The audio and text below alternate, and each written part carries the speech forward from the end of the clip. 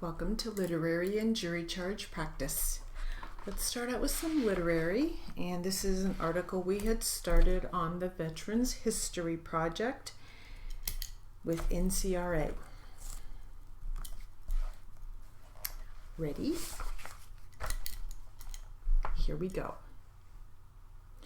World War II veterans are dying at a rate of between 600 and 1,000 a day, according to figures from the U.S. Department of Veterans Affairs.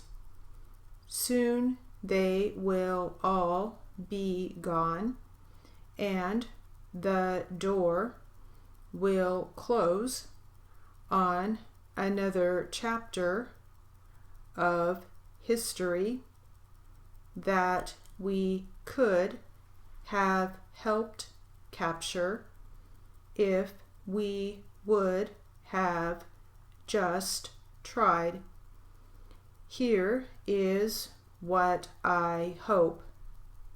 First, if every court reporter would transcribe just one history, we could make a real difference in the amount of historical documentation that is available. Second, and I think everyone who has transcribed for the Veterans History Project would agree. Once you've done one, you will want to do another. The most poignant story I remember was the only one I did of a Vietnam War veteran. Maybe this one sticks with me so much because it was my generation's war, the unpopular one, the one that took decades to understand and to come to terms with. As this brave veteran recounted an incident where soldiers were helping rescue civilians as a school in Vietnam was burning to the ground. I wrote his interviews with tears pouring down my face. He said, as I watched these screaming mothers trying to pull their children from this burning building, I realized that we are no different from them. They were just people, just like us, just like Americans, just like anyone else. That's not verbatim, but that was the gist of what he was saying. I urge you, if you have not already done so, please transcribe just one oral history. I am sure you will want to do more.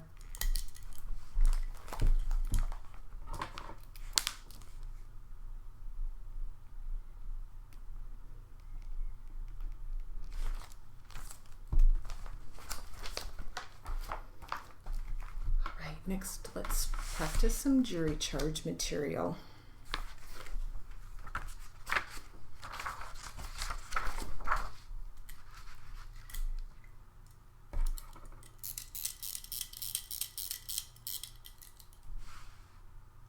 Ready? Here we go. In this case, the government called as witnesses alleged accomplices named as co-defendants in the indictment with whom the government has entered into a plea agreement providing for the dismissal of some charges and a lesser sentence than the co-defendants would otherwise be exposed to for the offense to which the co-defendants pled guilty. Such plea bargaining, as it is called, has been approved as lawful and proper and is expressly provided for in the rules of this court. An alleged accomplice, including one who has entered into a plea agreement with the government, is not prohibited from testifying.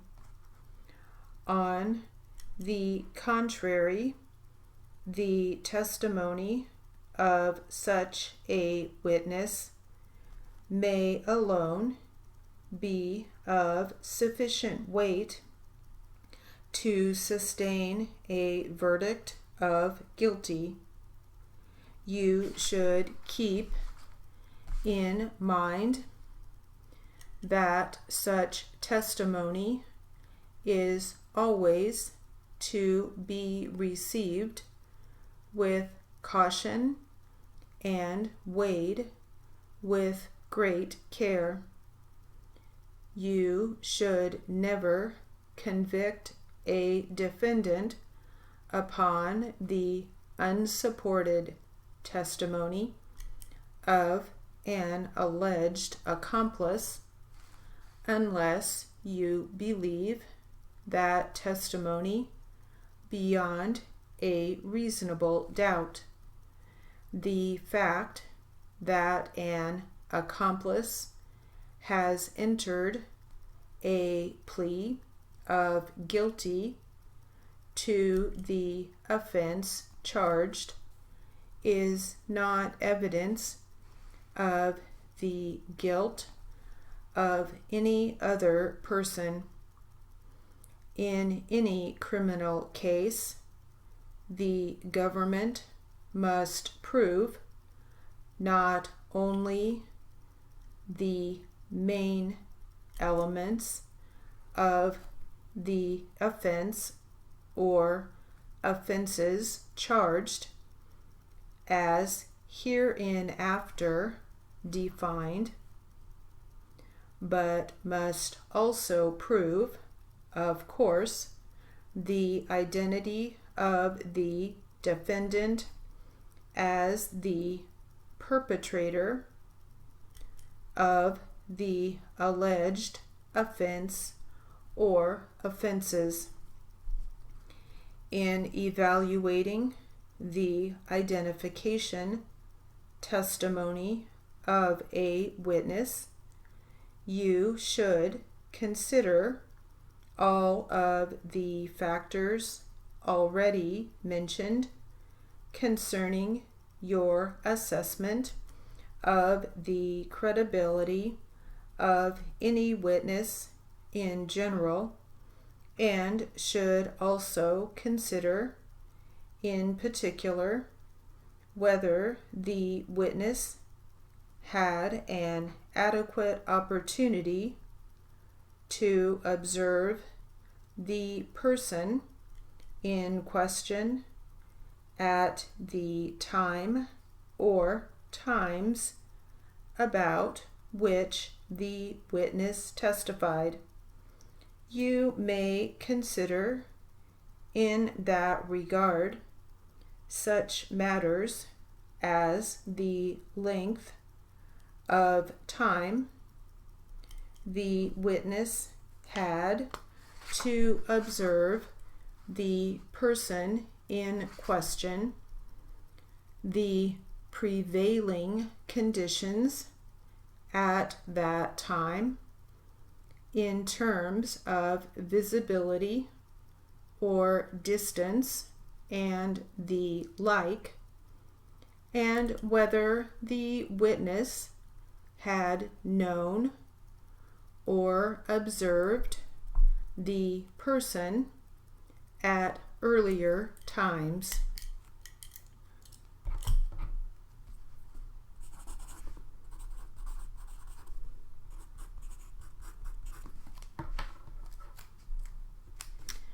So I know there were some big words in there, so I thought I might pick a few of them out and just read them, and you could practice them.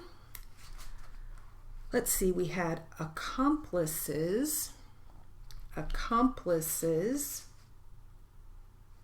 indictment,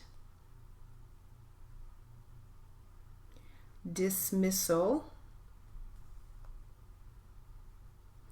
expressly,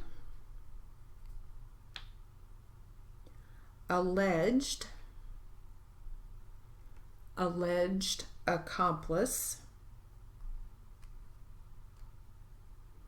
contrary,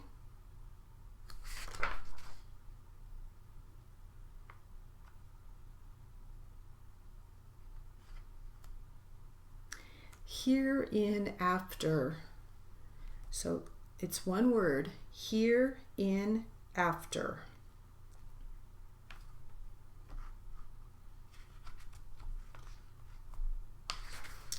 I hope that's helpful.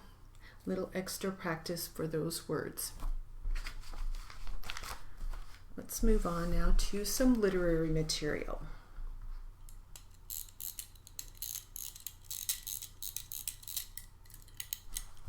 Ready? Here we go.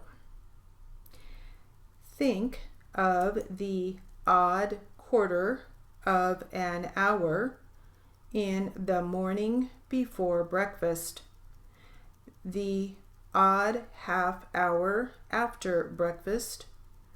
Remember the chance to read or figure or think with concentration on your own career that comes now and again in the day.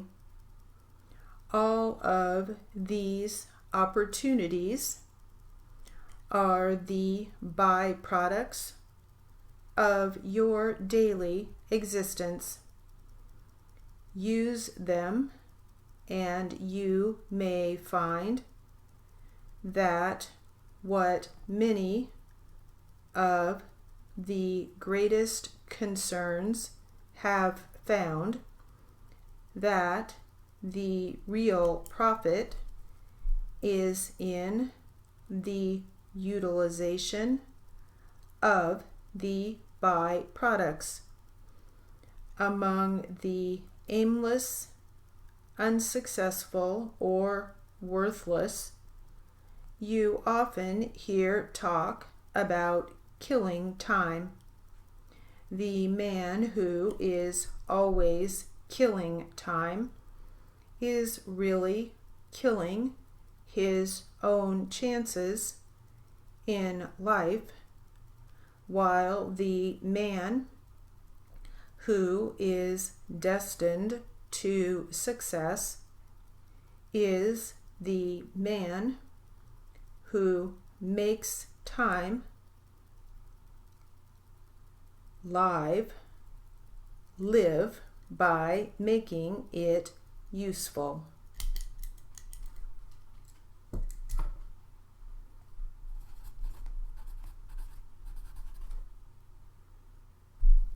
So that last sentence, the man who is always killing time is really killing his own chances in life, while the man who is destined to success is the man who makes time live by making it useful. Very thought-provoking. All right, that is actually the end of that literary. Now let's try some more jury charge practice.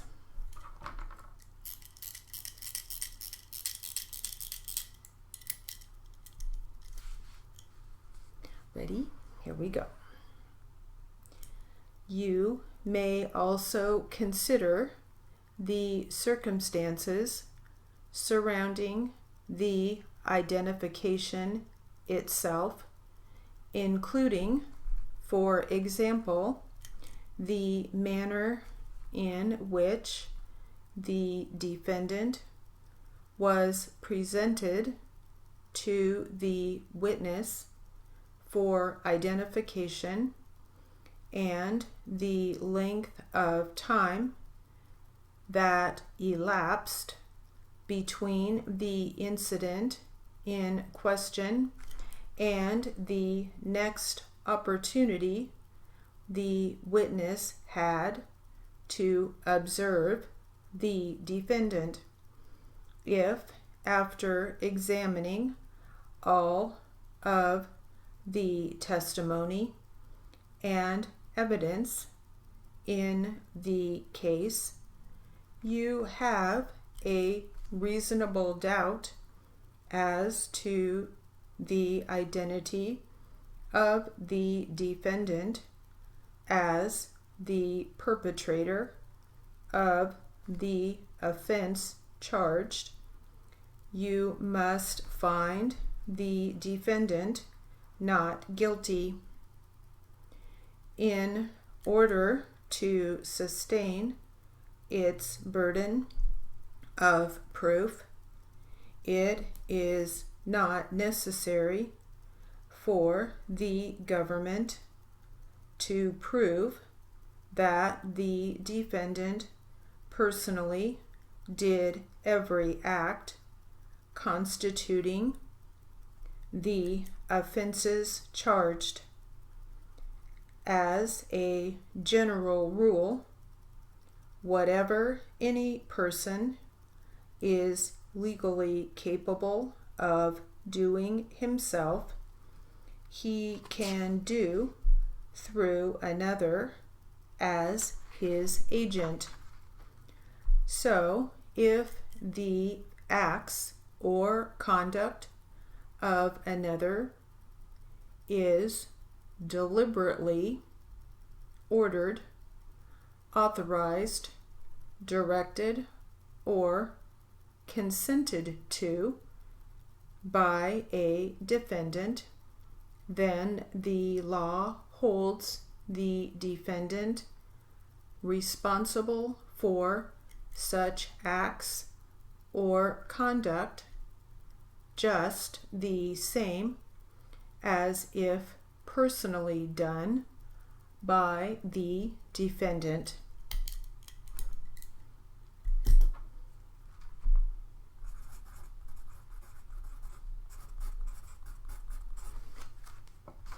Let's see what we have as far as challenging words in that bit of jury charge.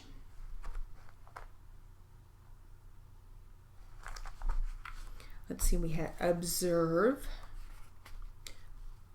perpetrator, constituting,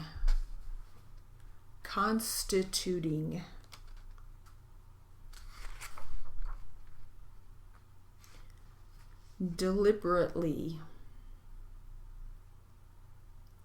deliberately, authorized,